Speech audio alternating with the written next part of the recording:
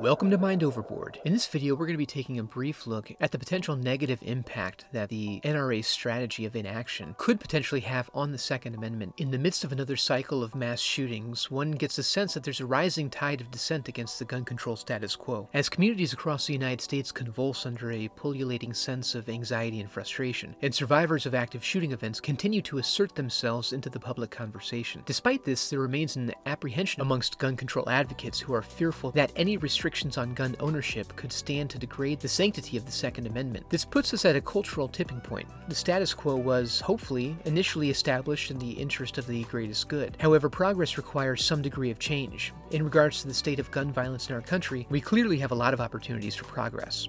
The idea that preserving our right to bear arms precludes us from reassessing how we think about responsible gun ownership is antiquated. It can be hard to imagine that the preference, in light of continuous eruptions of violence in our schools and public squares, would be to prevent change to our current gun control regulations. But this idea is presented repeatedly in the gun advocacy narrative. It seeps through in every form imaginable, even by means of scriptural justification. While these arguments don't necessarily lack empathy, they do require our acquiescence to the current state of affairs. By focusing solely on preservation, a plethora of possible solutions is ignored. There's almost no room allowed for compromise. The primary method by which advocates seek reconciliation without concession involves the suggestion that we can curtail gun violence by arming a larger proportion of the population. The idea, with which we've all been familiarized, is that the best deterrent to gun violence involves proactively armed citizens ready to react in the moment. While the thought of this can be alluring, it carries dangerous implications. Most normal people would be ill-suited and improperly trained for taking on an actual live shooting situation. As satisfying as it would be to imagine heroic citizens meting out justice and retribution without the hassle of a judge or jury, this strategy obviously falls apart as soon as an innocent bystander is injured or killed, or an incorrectly identified assailant is shot. In addition to this strategy, we should all be well acquainted with the other common platitudes utilized by advocacy groups, like the idea that guns don't actually kill people. This was recently implied by the president in his comments aimed at the recent El Paso and Dayton shootings. As popular as it has become to think this, it's not clear why we would accept it as true. People pull triggers, but guns are designed to kill, and some guns are designed to do so with great proficiency, in the case of assault rifles. This is not dissimilar to the pit bull argument. There are several breeds of seemingly benign dogs that, on average, bite far more people every year than pit bulls. However, pit bull attacks tend to be breathlessly reported at every opportunity. This may be related to the fact that, while a pit bull may bite with less frequency than a golden retriever, a pit bull attack is much more likely to result in severe mauling or death. This is the case with guns versus fists, knives, or various types of bludgeons. It's also the case with assault rifles versus handguns. There is a scale of danger that needs to be addressed. The reality is that we have strict regulations already on access to other dangerous items like industrial equipment of various types, chemicals or explosives associated with mining, landscaping, and other industries. A gun employs a controlled explosion that directs a projectile into bodies from a distance with the intent to cause grievous harm or death. Given this, why wouldn't we address gun control in a way that's commensurate with its inherent danger or ability to do harm?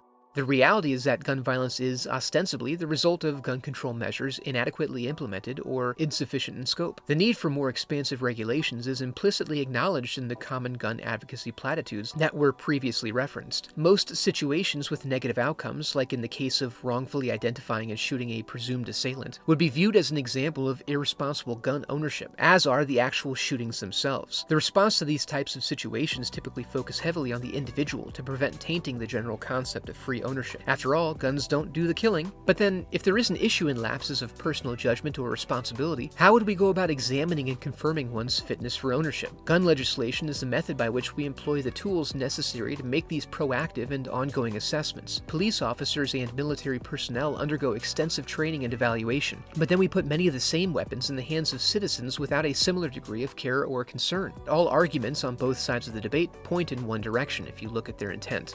Despite this, gun advocacy activism groups like the NRA continue to press a narrative of inaction, seeking to preserve the sanctity of the Second Amendment by negating ideas that provide even a faint suggestion that we stem the flow of guns into the hands of private citizens, and by supporting the false idea that the best solution to gun violence is to arm a larger proportion of the population. This inflexibility creates a conversation of extremes with little room for compromise. However, they actually have the easier, more established position in that they represent the status quo. It would behoove them to utilize their power to find a mutually beneficial concession in order to help preserve the Second Amendment. These threads running through the gun advocacy argument, that it's better to do nothing than to risk degrading the Second Amendment, and that the best solution to the problem this imposes is to maintain unfettered access to firearms, are counterintuitive. They take an absolutist position and marginalize obvious solutions. By doing so, gun advocates run the risk of driving people, fed up with bearing witness to cumulative acts of violence, to a decision in which exhaustive gun control laws appear not only acceptable, but imperative. It'll have to be decided if the choice comes down to whether or not we must give up a piece of our cultural identity, which attributes are more aligned with how we perceive our ideal state, behaving in a way that's fearful, reactionary, and violent, or focused, thoughtful, and self-assured. Change is a necessary catalyst of progress, and there's a groundswell of support for change. Standing in a position of power granted by the tremendous effort required to contravene the status quo, the NRA and other gun advocacy groups would be better served embracing and directing the inevitable change, rather than risk being overcome by a tidal wave of opposition. I'd love to hear your thoughts on this in the comments below, and for you to become a part of the conversation by subscribing to the channel. I hope you enjoyed the video, and thanks for watching.